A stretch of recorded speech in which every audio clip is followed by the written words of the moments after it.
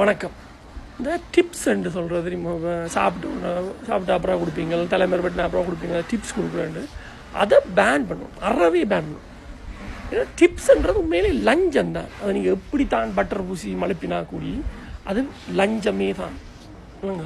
என்னடா அவர் ஒருத்தர் நல்லா செஞ்சுட்டாருண்டு, அவர் நல்லா கவனிச்சாருன்றதுக்காக நீங்கள் மெனமும் கொடுக்குறீங்களன்ற அதுதானே லஞ்சம். ஏன்னா எனக்கு ஒருத்தர் பாஸ்போர்ட் ஆஃபீஸில் வடிவாக செஞ்சு எனக்கு டக்குண்டு பாஸ்போர்ட்டை தந்துட்டார், மற்றவை எல்லாருக்கும் முன்னால். அதாவது சாப்பாடை டக்குண்டு எனக்கு கொண்டு வந்துட்டாருன்ற மாதிரி பாஸ்போர்ட்டை டக்குன்னு எனக்கு கொண்டு வந்துட்டார், அதனால நான் காசு கொடுத்தேன்னு சொல்லலாமா? இல்லை.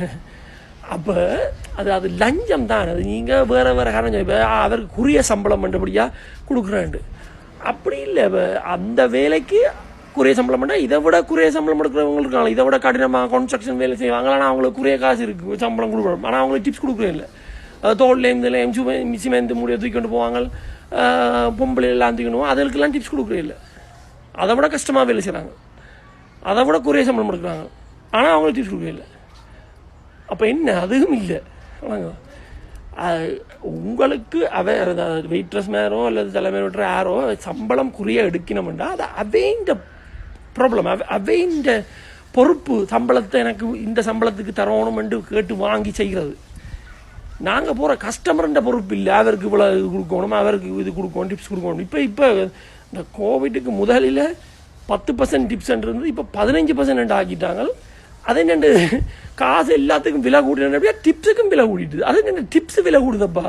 இப்போ முதல் செஞ்ச சர்வீஸை விட இப்போ கொஞ்சம் கூட செய்கிறீங்களா? அதனால் சர்வீஸுக்கு கூட காசு வந்துட்டுதா? இப்போ இவ்வளோ நாளும் குறைய செஞ்சு கொண்டு இருந்ததா? என்ன விளங்க இல்லை. அது வர சில ரெஸ்டாரண்ட் எல்லாம் கட்டாயப்படுத்துவாங்க டிப்ஸ் கொடுக்கத்தான் வேணுமென்று. உங்களுக்கு சம்பளம் குறைவா அவைக்கு சம்பளம்னா அவை தான் ஃபைட் பண்ணி சண்டை பிடிக்கணும். இப்போ எனக்கும் யாரும் டிப்ஸ் இருந்தால் நானும் சந்தோஷமாக ஏற்பேன் தான், நான் ஒன்றும் வேணாம்னு சொல்ல மாட்டேன்ல. அது நீங்கள் தான் அதை பற்றி ஓகே நெகோஷியேட் பண்ணி எனக்கு இல்லை இது சரி வராதுன்னு தண்டணும். அதை விட்டுட்டு குறைய சம்பளம் பண்ணுறதுக்காக டிப்ஸ் கொடுக்கணும், நல்லா வேலை செய்யணுன்றதுக்காக டிப்ஸ் கொடுக்கணும். முந்தி ஆக முதல்ல எல்லாம் இந்த டிப்ஸ் எல்லாம் இந்த நீங்கள் ஒரு ரெகுலராக போகிற ரெஸ்டாரண்ட்டில் தான் கொடுக்குற மாதிரி இருந்தது. நீங்கள் ஒரு இடத்துக்கு விசிட் போவேக்கில்ல, ஏதாவது புது ஊருக்கு போனீங்கன்னா அங்கே போகிற ரெஸ்டாரண்ட்டுக்கு டிப்ஸ் கொடுக்குறே இல்லை. ஏன்னா நான் திரும்ப வரமாட்டேன் அந்த ரெஸ்டாரண்ட்டுக்கு. ஏன்னா இது ஒரு புது ஊர், நான் இந்த ஊருக்கே இப்போ தான் முதல் தரம் விசிட் வரமாட்டேன். அப்படி தான் இருந்தது. பிறகு அதை மாற்றிட்டாங்க. பிறகு இப்போ பஃபேயில் டிப்ஸ் கொடுக்குறே இல்லை. இப்போ பஃபேலையும் டிப்ஸ் கொடுக்குறது.